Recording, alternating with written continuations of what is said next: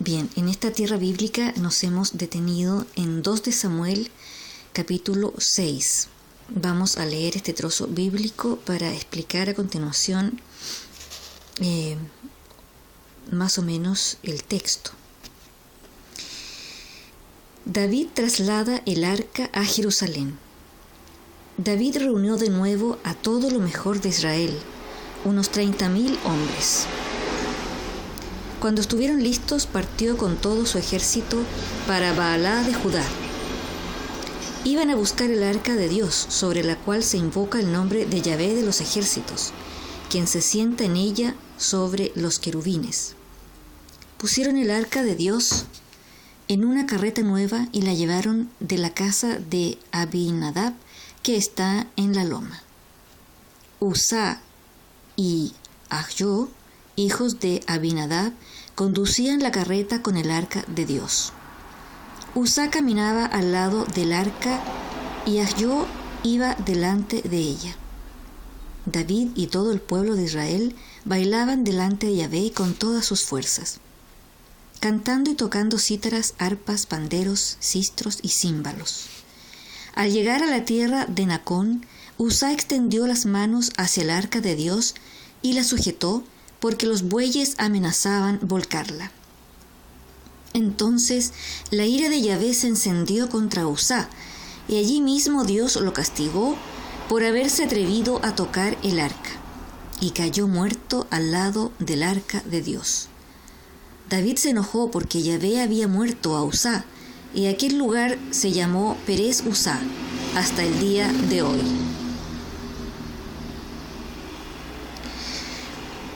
Bien, quiero dejar hasta ahí el texto porque me llama mucho la atención esto del arca de la alianza que ellos trasladaban, ¿verdad? Dice que la llevaban a la casa de Abinadab, que estaba en una loma. Y entonces Uzá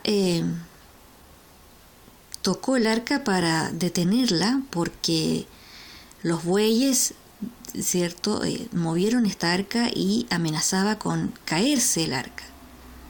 ¿Por qué Dios castigó a Uzá por haber tocado el arca? Bueno, era un mandamiento que no se podía tocar el arca. Solamente en este caso David podía tocarla. Él era el sacerdote encargado en ese momento, el profeta de Dios elegido para ser el responsable de esta arca, pero nadie más podía tocarla. Es extraño esto de que cuando Uzá, digamos que no lo hizo como atrevimiento, sino que su intención fue sujetarla, Dios se enojó con él por tocarla. Esto me llama la atención profundamente porque uno piensa que Dios es tan bueno, es muy bueno, muy misericordioso, que todo lo perdona, y es verdad, Dios todo lo perdona. Sin embargo, la palabra de Dios, y eso lo podemos encontrar en toda la Escritura, especialmente en el Antiguo Testamento, la palabra de Dios es ley, y nadie puede transgredir una ley. Si nosotros sabemos, por ejemplo, que no hay que robar, porque entonces el juicio de los hombres cae sobre ti, sabemos que para Dios cualquier mandato en el Antiguo Testamento era considerado una ley inviolable. Y acá entonces se exhorta a que el arca no debe ser tocada. El arca contenía la palabra de Dios, los 10 mandamientos. Por lo tanto, era sagrada. El arca era algo tan sagrado que no se podía tocar. Y aquí, cuando los bueyes amenazan con volcarla, Uzá se atrevió a detenerla para que no se cayera. ¿Qué significa para nosotros realmente que haya caído muerto, que Dios lo haya castigado por tocar el arca cuando estaba prohibido hacerlo? Pero en este caso él no lo tocó por curiosidad, no la tocó el arca por saber qué se sentía, del material o por curiosidad de saber lo que ocurría. Simplemente él trató de que no se cayera al suelo, precisamente por ser algo sagrado, y misteriosamente cae muerto porque transgredió la ley de tocar el arca. Esto me recuerda un poco lo que es la fe. Si Dios te dice que debes confiar en Él y uno porfiadamente, digamos que falla en ese aspecto y pierde la fe, ¿cuán grave debe ser? Debe ser muy grave perder la fe. Debe haber sido y es gravísimo lo que hizo Eva, por ejemplo, que cogió el fruto cuando Dios le había dicho no lo comas, y ella lo comió. Y eso fue obviamente gravísimo porque la palabra de Dios es ley. Imagínense que Él es el creador y el creador sabe lo que hace, para qué lo hace, por qué lo hace, y nosotros no podemos dudar de su palabra. ¿Quién puede dudar? ¿Quién puede dudar de la creación? ¿Quién puede dudar de un mandato divino? Yo pienso que estamos viviendo tiempos de prueba, que realmente a la humanidad no le interesa saber nada de Dios. No digo todos, pero la gran mayoría. No le interesa el camino de la fe, no le interesa para nada salvar su alma, no le interesa qué va a pasar después de la muerte con su alma. Esta mañana, cuando desperté del sueño, afortunadamente no fue una pesadilla, pensé que cuando uno muere es como cuando uno cae en el sueño. Ya no tienes conciencia del aquí y el ahora, sino que ya caes en un profundo sueño hasta que Dios te resucite para vida eterna o para condenación. Y la muerte debe ser eso, o sea, caer en la profundidad de tu subconsciente. Y ese es el alma, el estado de tu alma. O sea, cuando uno muere, me imagino que uno va a caer en ese estado en que está tu alma. Y de ahí no te va a sacar nadie. Ya no vas a tener tiempo de salvarte, ya no vas a tener tiempo de conocer el amor, la misericordia y la palabra de Dios para salvar tu alma de las garras del mal, del maligno, del demonio. Porque el mundo vive con voladeros de luces, como les decimos acá.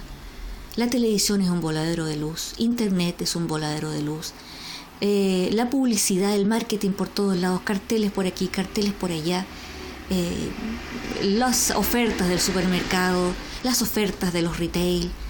O sea, vivimos llenos de voladores de luces, pero ¿cuál es realmente la realidad, el destino del hombre? La muerte. Hacia allá vamos todos. Día a día caminamos y nos acercamos a ella, y la pregunta es, ¿cómo está tu alma para recibirla? Cuando te quedes profundamente dormido y ya no sepas nada más de esta realidad tuya que vives día a día, ¿en qué estado caerás? Hay gente que tiene pesadillas terribles. Yo me imagino que eso es como un infierno prematuro, como que te avisan en qué estado quedan las almas que están condenadas. Una pesadilla eterna. Es algo que me vino a la mente a propósito de esto de la fe, a propósito de esto de transgredir lo que Dios te dice. Si Dios te dice, por ejemplo, honra a tu padre y a tu madre, no hay excusa para faltar a ese mandato, es que no la hay. No puedes excusarte diciendo, es que mi mamá fue injusta conmigo, o es que mi papá fue injusto con mi mamá y entonces yo la defendí y me fui contra mi papá porque estaba defendiendo a mi mamá.